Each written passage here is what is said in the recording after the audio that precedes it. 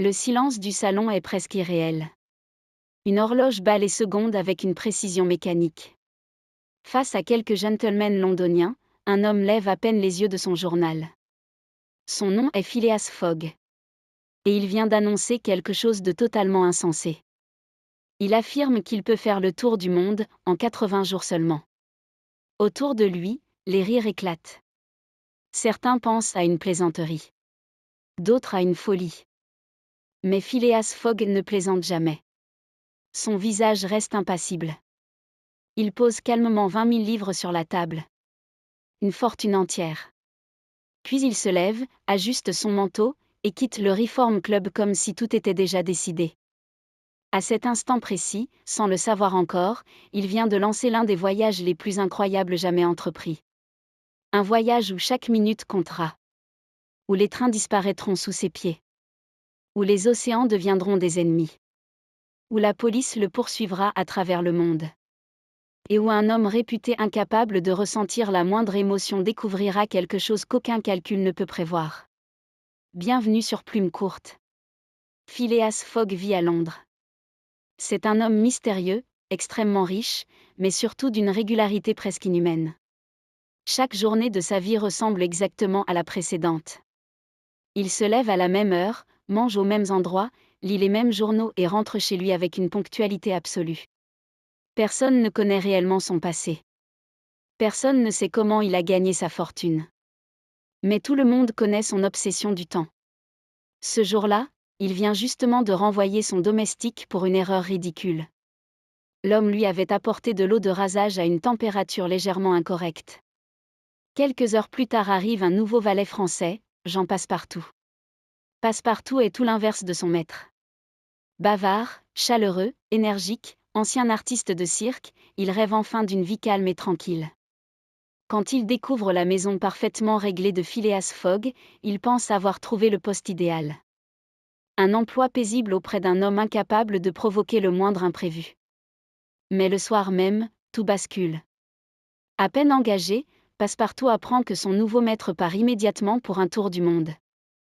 Pas dans plusieurs mois. Pas après préparation. Maintenant. En quelques minutes seulement, les bagages sont faits. Fogg emporte le strict nécessaire, beaucoup d'argent et un petit sac de voyage. Puis les deux hommes quittent Londres à toute vitesse pour rejoindre la gare. Pendant ce temps, un événement inquiète toute l'Angleterre. La Banque d'Angleterre vient d'être victime d'un vol spectaculaire. Le voleur a disparu sans laisser de traces. La police pense qu'il s'agit d'un gentleman élégant ayant fui juste après le crime. Et lorsque l'inspecteur Fix entend parler de ce mystérieux aristocrate anglais quittant soudainement le pays avec énormément d'argent, ses soupçons deviennent immédiats. Pour lui, Phileas Fogg est forcément le coupable. Alors que Fogg et Passepartout traversent déjà la Manche, un homme commence discrètement à les suivre. Le voyage débute rapidement par une succession de trains et de paquebots.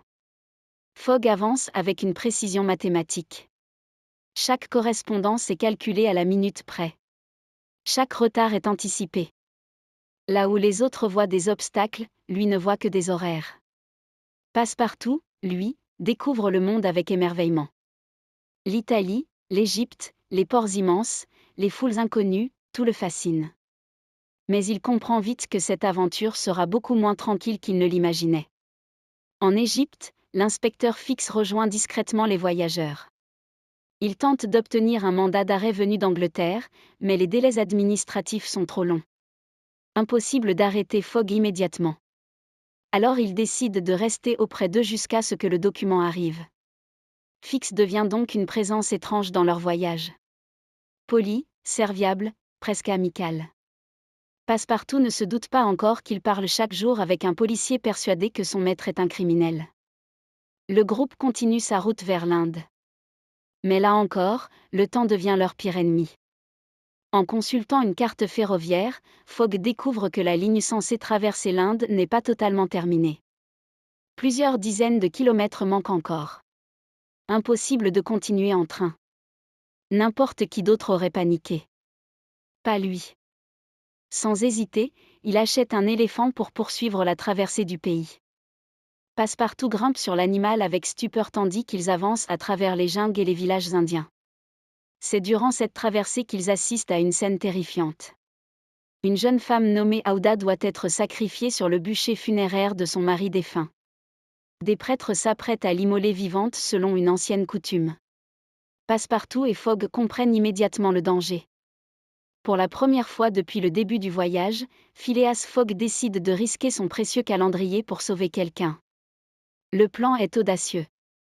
En pleine nuit, Passepartout se déguise et parvient à semer la panique au moment de la cérémonie. Dans le chaos, Aouda est arrachée à la mort et le groupe s'enfuit à toute vitesse. Cet événement change profondément le voyage. Aouda rejoint désormais les deux hommes. Elle découvre derrière le masque froid de Phileas Fogg un homme capable de courage et de compassion. Lui, pourtant si distant, commence peu à peu à s'attacher à cette femme intelligente et douce. Mais le temps continue de filer. À Hong Kong, les problèmes s'accumulent encore. Fix comprend qu'il risque bientôt de perdre sa trace. Il manipule alors Passepartout pour le séparer temporairement de son maître.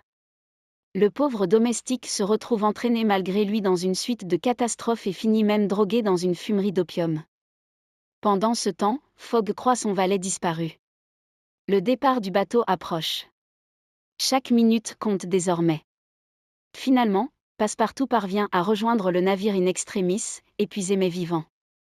Le voyage se poursuit vers le Japon puis l'Amérique. Et plus les jours passent, plus la tension devient énorme.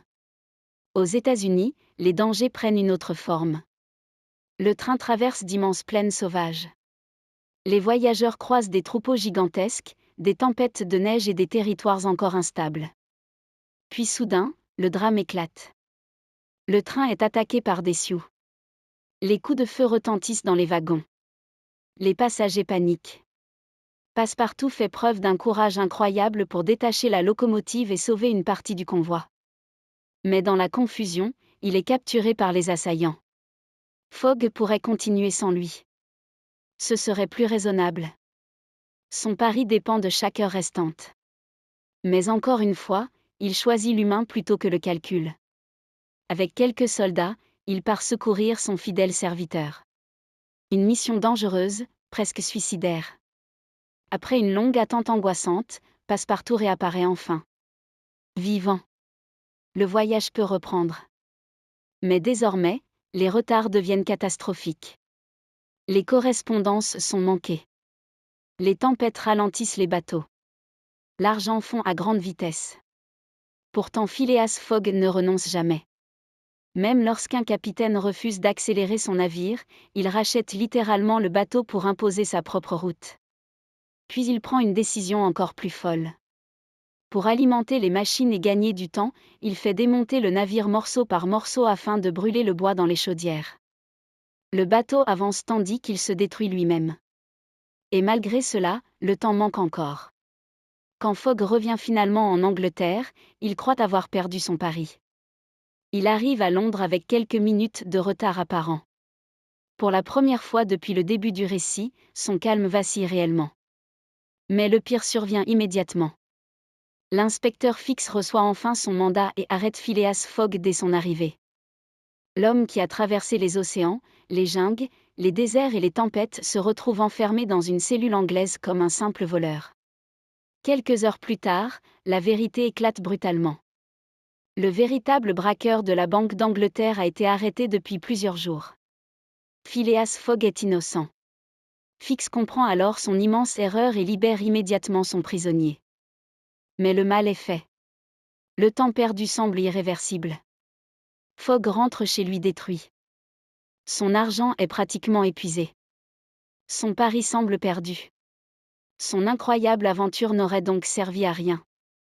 Pourtant, quelque chose a changé. L'homme froid et méthodique du début n'existe plus tout à fait. Durant ce voyage, il a découvert l'amitié avec Passepartout. Le courage. Le sacrifice. Et surtout l'amour d'Aouda. Alors qu'il pense avoir tout perdu, Aouda lui propose de l'épouser. Cette demande bouleverse silencieusement Phileas Fogg. Lui qui vivait uniquement pour ses habitudes découvre enfin une raison de vivre différente du simple respect d'un horaire. Le mariage doit être préparé rapidement. Passepartout part donc prévenir le prêtre. Mais en arrivant sur place, il apprend quelque chose d'incroyable. Nous ne sommes pas dimanche, mais samedi. À cause du voyage vers l'Est autour du globe, Phileas Fogg a gagné une journée entière sans s'en rendre compte. Il n'a pas perdu son pari. Il l'a remporté. Passepartout comprend immédiatement l'erreur gigantesque. Il court à travers Londres comme un fou tandis que les dernières minutes s'écoulent. De son côté, Fogg croit encore sa défaite définitive. Puis soudain, à l'ultime instant, la porte du Reform Club s'ouvre. Phileas Fogg entre dans le salon devant les gentlemen stupéfaits. Calme. Précis. Exactement à l'heure. Le pari est gagné. Le silence envahit la pièce. L'homme que tout le monde croyait fou vient d'accomplir l'impossible. Mais au fond, ce n'est pas vraiment le pari qui compte désormais. Car Phileas Fogg comprend qu'il a gagné quelque chose de bien plus précieux qu'une fortune. Lui qui pensait traverser le monde pour une démonstration mathématique revient transformé par les rencontres, les dangers et les émotions qu'il n'avait jamais laissé entrer dans sa vie. Et tandis que Londres célèbre son exploit, Passepartout savoure enfin cette vérité magnifique. Parfois, les voyages les plus extraordinaires commencent simplement parce qu'un homme a osé dire. Pourquoi pas ?